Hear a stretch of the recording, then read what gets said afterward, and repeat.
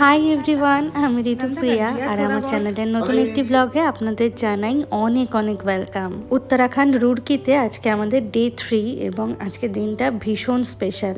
আজকে সোমবার, আজকে কিন্তু অভিজিতের জয়নিং ডে, অভিজিতের স্বপ্ন পূরণের প্রথম দিন আজকে। একটা স্বপ্ন যেটা ও বহু বছর ধরে দেখেছে, আর এই স্পেশাল মোমেন্টটাকে ক্যামেরাবন্দি করব না তা কী করে হয়। ফেসবুক বা ইউটিউব, সর্বোপরি সোশ্যাল মিডিয়াতে এই ভিডিওটা বা এই মোমেন্টটাকে আপলোড করা মানে জীবনের শেষ দিন অবধি কিন্তু আমি এই ভিডিওটাকে দেখতে পারবো।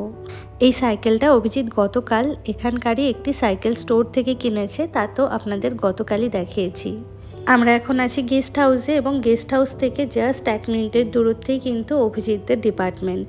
ও এখানকার মেকানিক্যাল ডিপার্টমেন্টে জয়েন করেছে। আজকে থেকে অভিজিতের জীবনের এক নতুন অধ্যায় শুরু, আর ওর এই নতুন অধ্যায়ের সঙ্গী হতে পেরে আমার নিজেকে কিন্তু ভীষণ ভাগ্যবতী মনে হয়। এখন যাব আমাদের কোয়ার্টার দেখতে।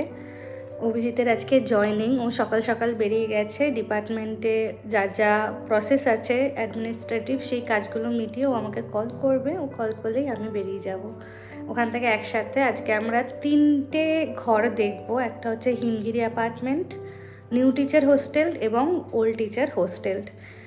তো নিউ টিচার হোস্টেল বা হিমগিরি অ্যাপার্টমেন্ট এই দুটোর মধ্যেই কোনো একটা আমরা ফাইনাল করব, কারণ গেস্ট হাউসে খুব বেশি দিন তো থাকতে পারবো না। আজকে অলরেডি 3 তারিখ আর 12 তারিখ অবধি আমরা থাকতে পারবো। তবে আমার খুব একটা ইচ্ছা নেই গেস্ট হাউসে আর বেশি দিন থাকার, কারণ যতদিন গেস্ট হাউসে থাকবো বাইরের খাবারই আমাদেরকে খেতে, বাইরের খাবার খেতে একদম ইচ্ছা করছে না। শুধু ইচ্ছা করছে কবে একটু বাড়িতে নিজেরা ডাল ভাত রান্না করে খাবো।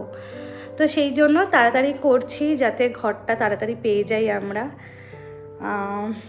কি ঘর দেখতে যাচ্ছি, কেমন কি ঘর এখানে হয় সে সবটাই আপনাদের সাথে ভিডিওতে শেয়ার করবো। তো আমরা খুব ভালো ঘর পাবো না। কালকে আমরা যে ফ্যাকাল্টির ঘরে গেছিলাম ওদেরটা 4 BHK, খুব ভালো অ্যাপার্টমেন্টটা, নতুন বিল্ডিং একদম। তবে আমরা এখনই অত ভালো অ্যাপার্টমেন্ট পাবো না, ওটা আস্তে আস্তে পাবো।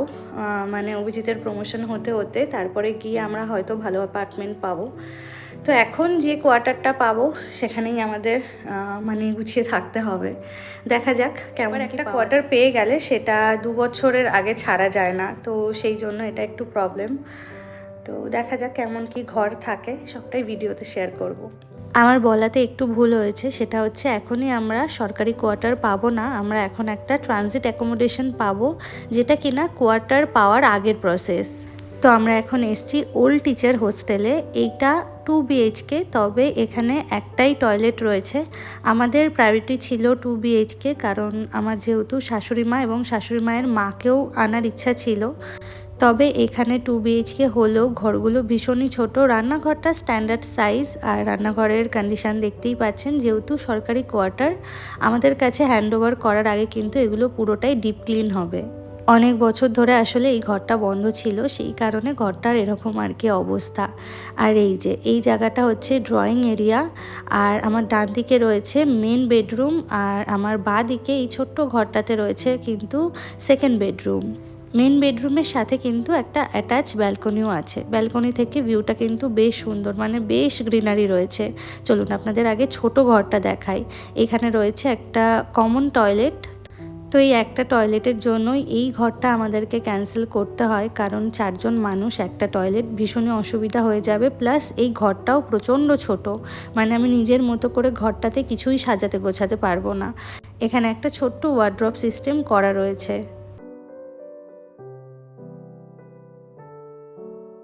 আপনারা অনেকেই হয়তো জানেন সরকারি চাকরিতে সরকারি কোয়ার্টার যেগুলো পাওয়া যায় সেগুলো পাওয়ার পরে কিন্তু নিজেদের মতো করে সাজিয়ে গুছিয়ে নিতে হয়। ঘরের সামনেটা কিছুটা এইরকম, আর এখান থেকে গেলে অন্য আরও বাকি ঘরগুলো রয়েছে। তো এই ঘরের একটাই সমস্যা যে একটাই টয়লেট, প্লাস ঘরগুলো একটু ছোট। মেন বেডরুমটা যদিও বা বড়, সেকেন্ড বেডরুমটা কিন্তু ভীষণই ছোট। এখানে বাচ্চাদের একটা স্কুলও রয়েছে। এখন আমরা এসছি নিউ টিচার হোস্টেলে। এখানে 2টো বেডরুম প্লাস 2টো টয়লেট আছে। এই ঘরটা আমাদের কিন্তু ভীষণ পছন্দ হয়েছিল। তবে এই ঘরের সব কিছু ভালো, একটাই সমস্যা, এই ঘরের পাশে একটা ফ্যাক্টরি রয়েছে যেখান থেকে কন্টিনিউয়াস একটা আওয়াজ কিন্তু আসবে, মানে 24 আওয়ার্স সেই আওয়াজটা আপনাকে সহ্য করে যেতে হবে।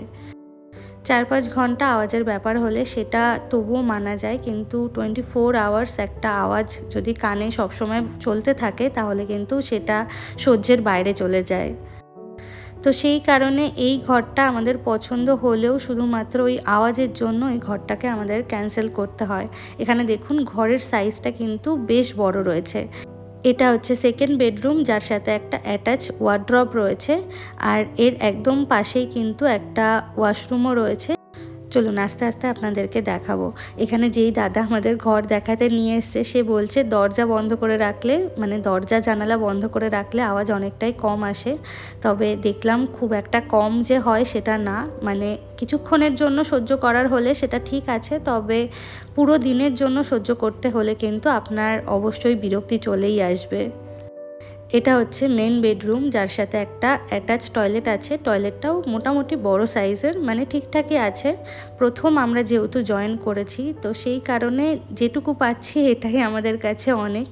তবে আস্তে ধীরে কয়েক বছর গেলে কিন্তু সিনিয়রিটির বেসিসে কোয়ার্টার বা ঘর আপনার চেঞ্জ হবে, এবং ভীষণ ভালো ভালো ঘর এখানে পাওয়া যায়। আমি দেখেছি কিছু ফ্যাকাল্টির ঘর, আর ওই ঘরটা যেহেতু আমাকে ক্যান্সেল করতে হয়েছে, নিউ টিচার হোস্টেলে আরও একটা ঘর ফাঁকা রয়েছে যেই ঘরটার কন্ডিশন ভীষণই খারাপ। এই ঘরটাকে পুরো রেনোভেট করতে হবে এবং রেনোভেশনের জন্য মোটামুটি 3 থেকে 4 মাস সময় লাগবে। এই ঘরটা বহু বছর বন্ধ ছিল, যেই কারণে ঘরটার এমন অবস্থা। আর একদম যেহেতু গ্রাউন্ড ফ্লোরের ঘর, তো জলের একটু সমস্যা আছে। বৃষ্টি হলে শুনেছি ঘরটাতে একটু জল টল ঢুকে যায়। জানি না এখন কেমন কি ব্যবস্থা হয়েছে, কারণ আমি যাদের থেকে শুনেছি তারা বেশ কয়েক বছর আগের কথা বলেছে। সেই সময় কিন্তু মোটামুটি বৃষ্টি হলে ঘরের জল ঢুকে যেত। দেওয়ালগুলো অলরেডি ড্যাম পড়ে গেছে। তবে এই ঘরটা যদি আমরা নিতাম সেই ক্ষেত্রে আমাদের 3-4 মাস ওয়েট করতে হতো। ওরা কমপ্লিট রেনোভেশন করে আমাদের কিন্তু ঘরটা হ্যান্ডওভার করতো। যাই হোক, ওই 3টে ঘর দেখার পরে আমরা চলে এসেছি এখন হিমগিরি অ্যাপার্টমেন্টে। হিমগিরি অ্যাপার্টমেন্টের বাইরেটা আপনাদেরকে দেখালাম। এই ঘরটা আমাদের একদম শেষ প্রায়োরিটিতে ছিল, কারণ বাকিগুলো না হলে লাস্টে আমাদের এইটাই একটা অপশান পড়েছিল।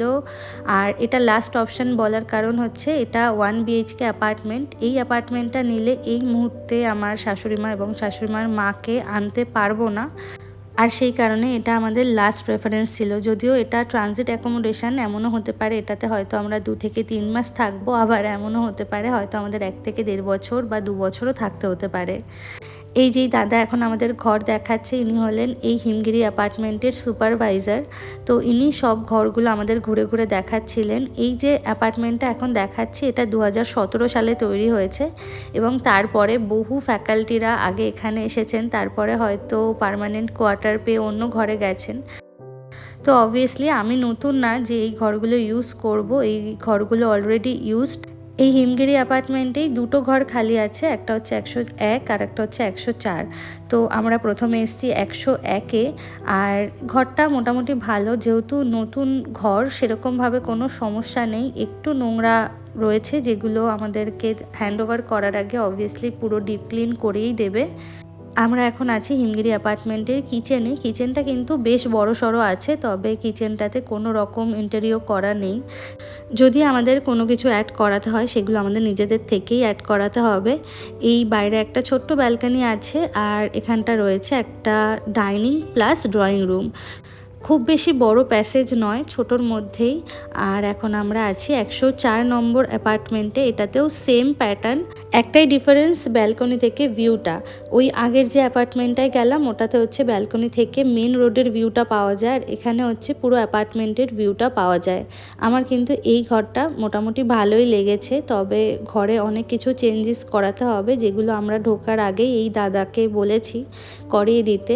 যদিও এখনও ফাইনাল না আমরা কোন ঘর নেব। আমাদের প্রেফারেন্স তো অলওয়েজ যাতে আমরা 2টো বেডরুমের অ্যাপার্টমেন্ট পাই, তাহলে আমার ঘর বাড়ি একটু সাজাতে গোছাতেও সুবিধা হবে।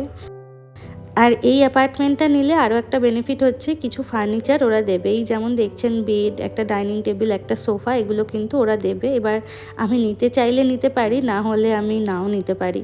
তো ওখান থেকে ঘরটর দেখে আমরা চলে এসেছি ক্যাম্পাসের মধ্যে। ক্যাম্পাসের মধ্যেই সব কিছু রয়েছে। অভিজিতের ব্যাংকে একটু দরকার ছিল, তো আমরা প্রথমেই ব্যাংকের কাজটা সারলাম।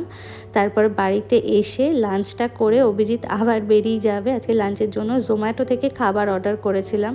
আজকে KIH গেস্ট হাউসে খাবারের সময় পেরিয়ে গেছে, তো সেই কারণে আমাদের খাবারটা অনলাইনেই আনিয়ে নিতে হয়েছে। অভিজিতের জন্য নিয়েছি চিকেন কারি এবং রাইস, আর আমার জন্য নিয়েছি এগ কারি এবং রাইস। খাওয়া দাওয়া সেরে একটু রেস্ট নিই। অভিজিৎ বেরিয়ে গেল অফিসের জন্য এবং আমি এখন বসে বসে আমার বাকি ভিডিওগুলো সব এডিট করতে বসবো। সারাদিন এখানের গার্ডেনগুলোতে দেখি মালিক কাজ করতে থাকে। এই যে বড় যে বিল্ডিংটা, তার একদম অপোজিটেই কিন্তু একটা মসজিদ রয়েছে। প্রচুর মানুষ এই মসজিদে আসে আজানের সময়। আর আমাদের গেস্ট হাউসের ঘর থেকে কিন্তু ক্লিয়ারলি আজানের আওয়াজটা শোনা যায়। আমরা এখন যাচ্ছি রাতের ডিনার সারতে গেস্ট হাউসে। আর আজকে খাবারের জন্য আমি এগুলো নিয়ে নিয়েছি। অল্প একটু রাইস নিয়েছি, একটা রুটি নিয়েছি, মিক্স ভেজ নিয়েছি, পনির নিয়েছি, আর পাশে রয়েছে মুগ ডালের হালুয়া। আর অভিজিৎ অ্যাজ ইউজুয়াল ও ভাত নিয়েছে, সাথে পনির নিয়েছে এবং মিক্স ভেজটা নিয়েছে। অভিজিতের খাবারের মধ্যে সব সময় প্রেফারেন্সে থাকে হচ্ছে বিরিয়ানি, আর বিরিয়ানি না থাকলে সাদা ভাত। সাদা ভাতের সাথে একটু মাংস হলে তো কোনো কথাই নেই, আর মাংস না থাকলেও ওর যদি মাছ বা ডিম হয় তাহলে কিন্তু ওর খাওয়া একদম কমপ্লিট হয়। তবে এখানে এসে তো ননভেজ খাওয়ার কথা আমরা প্রায় ভুলেই গেছি। আমাদের ডিনার তো কমপ্লিট। চলুন তাহলে আজকের ভিডিওটা এখানেই শেষ করছি। খুব তাড়াতাড়ি দেখা হবে আবার নতুন ভিডিওতে। সবাই খুব ভালো থাকবেন, সুস্থ থাকবেন। শুভরাত্রি।